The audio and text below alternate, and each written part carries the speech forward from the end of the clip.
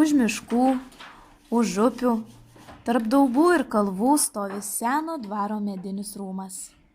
Neaukštas, bet ilgas ir platus, su dideliu priengiu, ant baltų stiebų rymančių, pilnas mėlių kampelių, jaukus ir šiltas, ištikimas visų mūsų džiaugsmų ir liūdesių savo prieglobstin priėmėjas.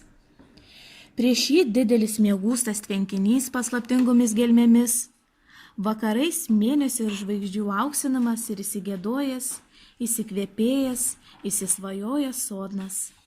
Meilingai glaudžia sodnas prie plačios krūtinės tvenkinį ir rūmą, ištikimu savo draugu, ir šnibžda jiedviem kažkokias nepabaigiamas pasakas, kažkokias bylas slėpiningas, ilges, amžinas godas, o tuodu klauso, tylus ir susimąstę.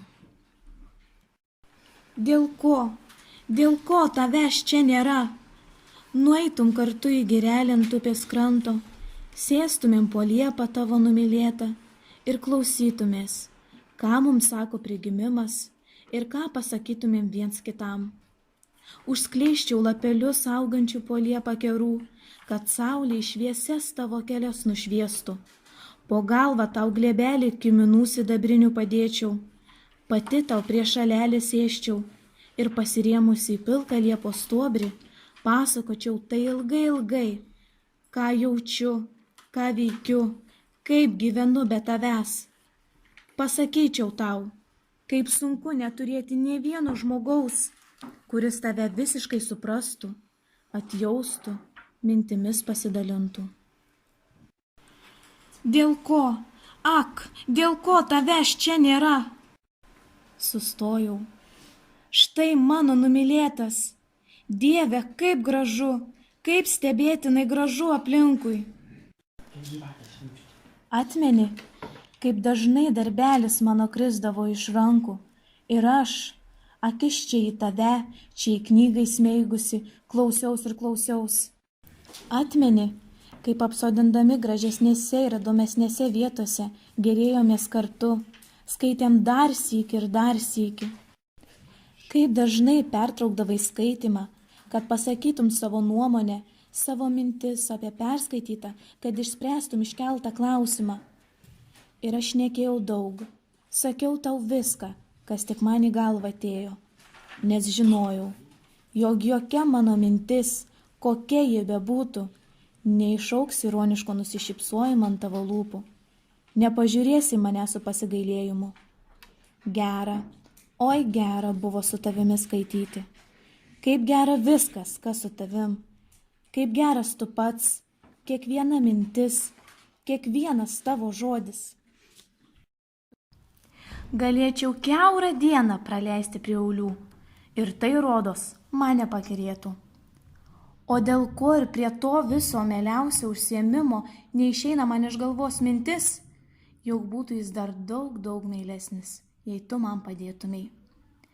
Kaip džiaugtumės pamatęs dabar mano biteles, kada su tavim vaikščiojom prie jų, mažai dar aulių tebuvo. Sodo medžiai miega, apdengti sniego pūkais. Toliau matyti užšalusi ventos vaga, panaši į platų vieškelį. Kartais, turėdama laiko, einu pas malūną ir atsistojusi ant tilto žiūriu, kaip vanduo puola žemyn. Žiūriu, atsitraukti negalėdama. Taip gražiai atrodo.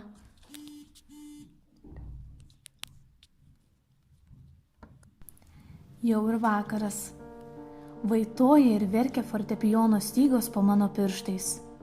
Širdis sopa, akise ašaros, bet kartu taip man gera, taip ramu, jog rodos norėčiau, kad man per visą amžių taip ašaros iš akių bėgtų. Skambinu mazurkas, po to valsus, po jų pradedu noktiurnus ir vėl imu valsus. O Šopene, skausmo poete! Taip įsipynė į mano gyvenimą, taip visos mano mintis ir darbai susivienijo su tavim, jog ką tik nedirbu, kur tik neinu, dieną ir naktį, vasarą ir žiemą, visur ir visados trūksta man tavęs. Buvai gyvybė mano gyvenimo, dvasia mano dvasios, saulė mano. Dėl ko tavęs čia nėra?